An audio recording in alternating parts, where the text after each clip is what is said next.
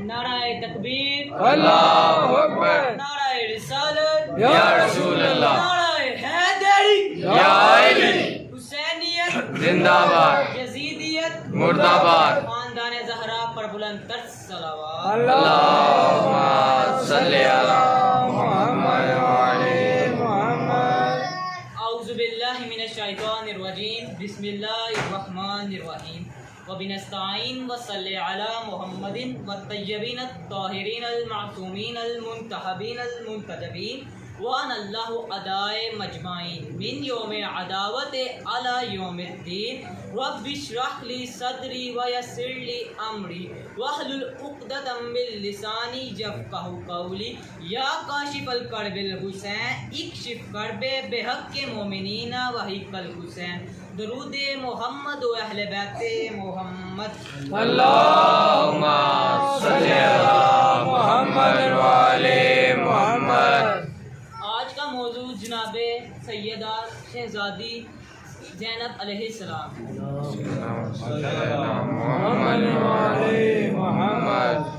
मैं घर से चला था तो मैंने सोचा था वलायत अली पे पढ़ेंगे, लेकिन बानियान ने कहा कि नहीं बीबी पे पढ़ना है, तो मैं तो चले।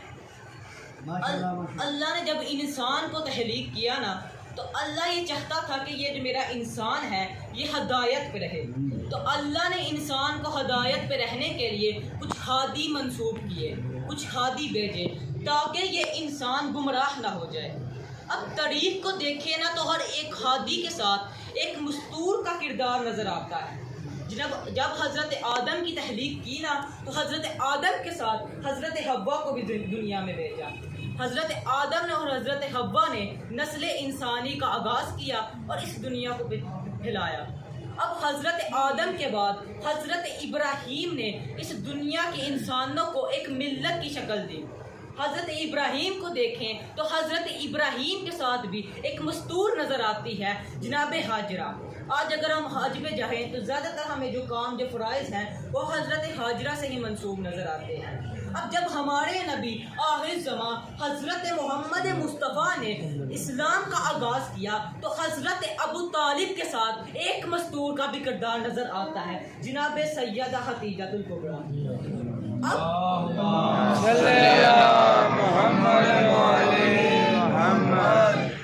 हज़रत अबू तालिब और हज़रत खदीजा की वफ़ात के बाद रसूल मक्के से मदीने की तरफ तशरीफ़ ले गए। जब रसूल मक्के से मदीने गए तो रसूल एक मज़लूम की हैसियत से मदीने में गए थे, लेकिन जब रसूल मदीने में अपनी रियासत कायम करके मदीने से मक्के की तरफ आए तो एक फातेह की तरह आए थे। ये एक मज़लूम की तरह थे, लेकिन जब मक्के में आए तो एक फातेह की तरह थे। जब रसूल मक्के के करीब पहुँचे तो रात हो चुकी थी। ये तारीख में पहला फातेह नज़र आता है जो अपने दुश्मनों से इंतकाम लेने चला था, लेकिन मक्के में इसलिए नहीं दाखिल हुआ कि मेरे मक्के वालों की नींदें हराम ना हो जाए। रसूल ने मक्के से बाहर इपराव किया, सहाबा को कहा कि अपनी मशालों को बुझा दो, कि मक्के वाले ये सोच के ना सोने ना पाएँ कि मोहम्मद आए हैं, कि जिसने कूड़ा फेंका था कि मोहम्मद उससे आके बदला लेंगे, जिसने कांटे बिछाए थे मोहम्मद उससे आके बदला लेंगे, जो शेब अबी तालिब में रसूल के पीछे चला था मोहम्मद उससे बदला लेंगे। लेकिन रसूल ने सुबह का इंतज़ार किया। अब रसूल सुबह सफ़ेद परचम लेके काबे के अंदर दाखिल हुए। उस वक्त सफ़ेद परचम अमन की निशानी है। रसूल जब मक्के में आए ना, तो रसूल ने अपने सहाबा को कहा इस मक्के में खून हराबा नहीं करना, क्योंकि ये मक्के वालों का शहर नहीं, मेरे आबा व अजदाद का शहर है। अब रसूल जब मक्के के अंदर आए तो रसूल ने अपने गुलाम को कहा कि जाके ऐलान कर दो, आज मुझ मोहम्मद से जो भी माफ़ी तलब करेगा मैं उसको माफ़ कर दूंगा। अब गुलाम जो मक्के के मरकजी चौक में गया, ऐलान कर दिया कि रसूल ने फरमाया है कि आज जो भी आके मुझसे माफ़ी मांगेगा मैं उसको माफ़ कर दूंगा। अब लोग आते जाते हैं, गुलाम तारुफ करवाता है कि रसूल ये वो है, یہ رسول وہ ہے جس نے کوڑا پھینکا، رسول یہ وہ ہے جس نے کانٹے بچھائے، رسول یہ وہ ہے جو آگ کے پیچھے شیب ابی طالب میں گیا۔ رسول سب کو ایک ہی جملہ کہہ رہے تھے، جا تجھے معاف کیا، جا تجھے معاف کیا، جا تجھے معاف کیا۔ جب ابو سفیان کے گھر یہ بات پہنچی کہ رسول صبح سے لے کے شام تک ایک ہی جملہ کہہ رہے ہیں کہ جا تجھے معاف کیا، اب ابو سفیان بھی اسی گھر سے رسول کے پاس آیا تھا کہ مجھے بھی معاف کر دیں گے۔ اب ایک جملہ کہنے لگا ہوں، جب رسول مکے میں آئے تھے نا تو رسول کے سامنے جو لوگ پیش ہوئے تھے، اقلیت رسول کی محبت و شفقت کی وجہ سے تھی اور اکثریت رسول کے خوفوں کی وجہ سے تھی۔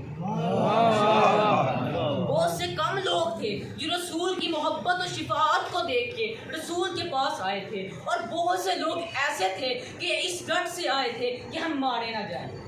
اب جب صبح سے لے کے شام تک رسول ایک ہی جملہ کہہ رہے ہیں، جا تجھے معاف کیا، جا تجھے معاف کیا، جا تجھے معاف کیا، لیکن جب ابو سفیان رسول کے پاس آیا تو رسول نے صبح سے شام تک والے جملے کو تبدیل کیا۔ رسول نے کہا، اے ابو سفیان جا، تجھے میں نے آزاد کیا۔ آزادارو، دو ہی ایسے قبیلے تھے مکے میں جو اعلیٰ تھے، جو بلند تھے، ایک بنو ہاشم اور ایک بنو امیہ۔ اب بنو ہاشم کا سردار بنو امیہ کے سردار کو کہتا ہے، جا تجھے میں نے آزاد کیا۔ آزاد ہمیشہ اس کو کیا جاتا ہے جو غلام ہو۔ رسول نے یہ جو جملہ کہا تھا ابو سفیان کے لیے کسی عذاب سے کم نہیں تھا۔ اب جب ابو سفیان مکے کی گلیوں میں چلتا تھا نا تو بچے کہتے تھے، ارے وہ آیا جسے رسول نے آزاد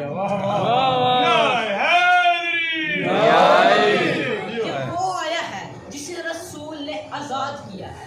اب ایک شخص ابو سفیان کے پاس آیا، کہنے لگا، اب تیرا مکے اور مدینے میں رہنا صحیح نہیں، کیونکہ مکے میں بھی رسول نے فتح کر لیا، مدینے میں رسول کی حکومت ہے، اب تو یہاں سے چلا جا۔ اس وقت شام ایک سلطنت تھی، سلطنت میں مختلف تہذیبوں کے لوگ آباد تھے۔ اب ابو سفیان مدینے اور مکے کو چھوڑ کر شام میں چلا گیا۔ اب ابو سفیان نے اپنے بیٹے سے یہ وصیت کی تھی کہ بیٹا، جس طرح محمد نے مجھے کہا ہے، دربار میں بلا کر کہا ہے کہ میں نے تجھے آزاد کر دیا، اب نسل محمد یا نسل علی میں سے کسی ایک کو بلانا اور اس سے بھی کہنا، جا میں نے تجھے آزاد کر دیا۔ اب ابو سفیان چلا گیا۔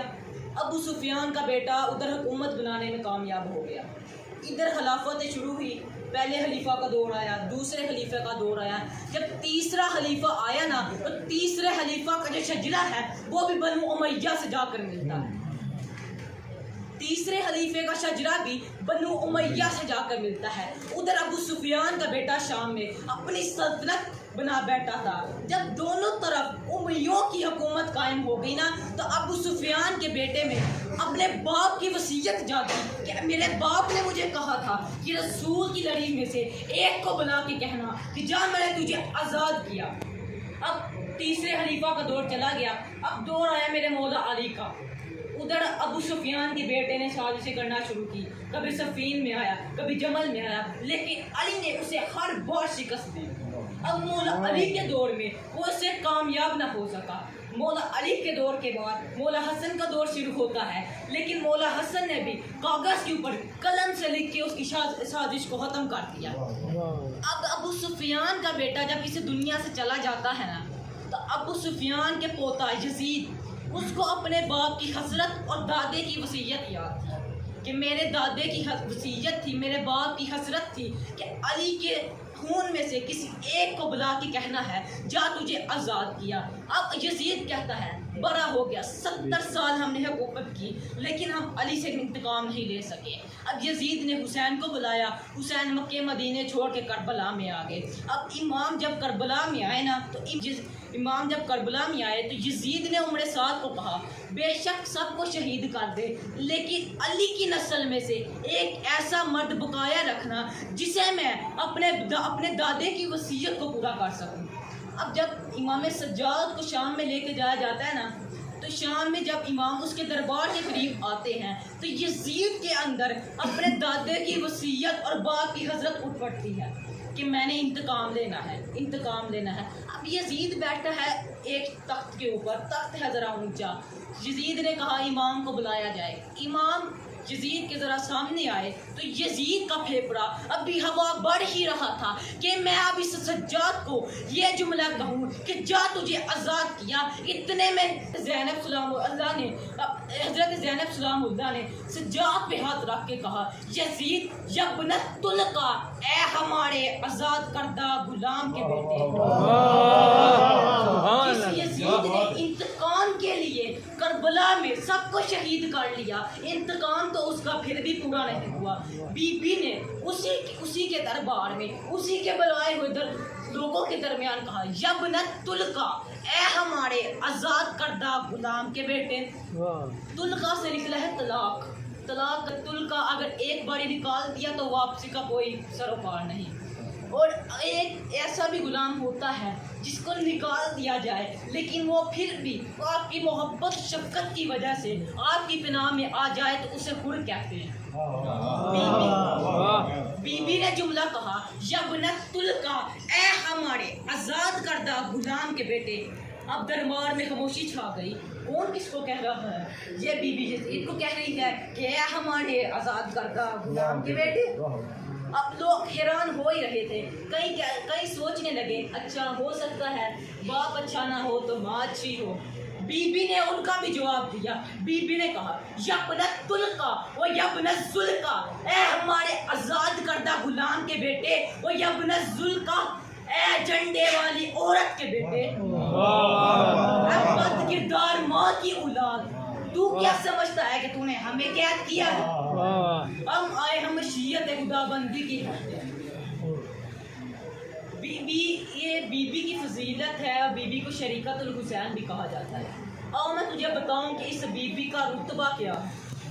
اس دور میں دو حجتیں ہونا تو اس دور میں ایک حجت کلام کرتی ہے، ایک حجت خاموش رہتی ہے۔ مثلا حضرت ابراہیم اور حضرت اسماعیل ایک وقت میں دو ہی حجتیں موجود تھیں، لیکن حضرت اسماعیل اس وقت تک کلام نہیں کرتے تھے جب حضرت ابراہیم کلام کرتے تھے۔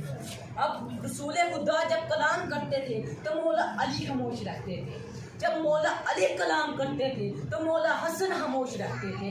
مطلب کہ جب مولا حسن کلام کرتے تھے تو مولا حسین خاموش رہتے تھے۔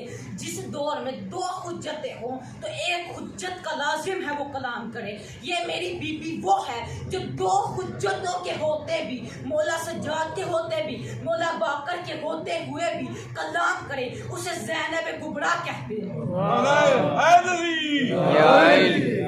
دست قدرت کے اشارے کو ہم علی کہتے ہیں۔ دست قدرت کے اشارے کو ہم علی کہتے ہیں، حق کے پرنور کے کنارے کو ہم علی کہتے ہیں۔ ارے تم تو کہتے ہو علی ولی اللہ کا سہارا ہے بدت، ہم تو نبیوں کے سہارے کو بھی علی کہتے ہیں۔ جب شام کے زندان میں شبیر کا سر آیا، توڑ کی سکینہ سجاد کو خش زدارو جناب سیدہ زینب کا ایک لقب ہے ام المصائب، یعنی مصائب کی ماں، اور جناب سکینہ کو کہا جاتا ہے بنت المصائب، یعنی مصائب کی بیٹی۔ ام المصائب اپنی ماں کو دربار سے آتے ہوئے دیکھا، ماں کی کمر جھکی ہوئی تھی، ماں کے بال سفید ہو گئے۔ جب بی بی فاطمہ الزہرا سلام اللہ کو رو رہی تھی نا تو بی بی نے ایک جملہ کہا زینب اس قدر نہ گریا کر، میں تو صحابی کے دربار سے آئی ہوں، تو نے شرابی کے دربار جانا۔ عزادارو جب یہ بی بی بڑی ہوئی، تھوڑی بڑی ہی ہوئی تھی کہ مولا علی علیہ السلام کی شہادت آ گئی، تب بھی بی بی غمگین ہو گئی۔ اب مولا علی کی شہادت کے بعد امام حسن کا جنازہ آیا، عزادارو اس پہ بھی مسلمانوں نے تیر چلائے۔ یہ بہن اپنے بھائی کے جنازے سے تیر نکالتی ہے۔ عزادارو امام حسن کی شہادت کو تھوڑی دیر گزری ہی تھی کہ امام حسین کا وقت آیا۔ بی بی جب بوڑھی ہو چکی تھی نا اس وقت، تو جب امام حسین کو شمر قتل کر رہا تھا نا تو بی بی 70 قدم کی دوری پر سر پر قرآن رکھ کے کہتی تھی نہ مار میری ماں نے چکیاں پیس پیس کے نہ مار میری ماں نے چکیاں پیس پیس کے پڑھا ہے۔ عزادارو جب یہ قافلہ کربلا سے کوفہ سے شام پہنچا نا تو شام کے قریب آ کے ابن زیاد ملعون کو یزید نے حکم دیا کہ اس قافلے کو یہاں پر ہی ٹھہراؤ۔ اب اس قافلے کو اس لیے ٹھہراؤ کہ بازار لگایا جائے گا کہ علی کی بیٹیوں کو بازار میں لے کر آؤ۔ عزادارو، جب یہ قافلہ شام کے صدر دروازے کے باہر رکا تھا نا، ابن زیاد ملون کے پاس ایک یہودی آیا اور کہنے لگا، اے بس جو کچھ لینا ہے مجھ سے لے لے، لیکن علی کی بیٹیاں اور بیٹے سب سے پہلے یہودیوں کی گلی سے چلے، میں نے غزوہ خیبر کا بدلہ لینا ہے۔ عزادارو، یہ قافلہ ہوتا یہودیوں کی گلی سے گزرا۔ یہودیوں کی گلی میں آیا تو بیبیاں اوپر سے پتھر مارتی ہیں، کوئی پانی پھینکتی ہے۔ جب ایک بی بی نے ایک بڑا سا پتھر اٹھا لیا تھا عزادارو، اور کہتی ہے، مجھے بتاؤ کہ علی کا بیٹے کا سر کہاں ہے، میں نے اپنے بابے کے قتل کا بدلہ لینا۔ عزادارو، ایک عورت نے امام حسین علیہ السلام کے سر پر پتھر مارا کہ دوسری اتنی ہی دیر میں بولی، تو نے تو علی کے بیٹے کو مار لیا، مجھے بتا کہ علی کی بیٹی کہاں پر ہے۔ عزادارو، دوسری نے بی بی زینب کے سر پر پتھر مارا، اتنے میں بی بی کی پیشانی سے خون نکلنے لگ پڑا اور بی بی رونے لگ پڑی۔ اللہ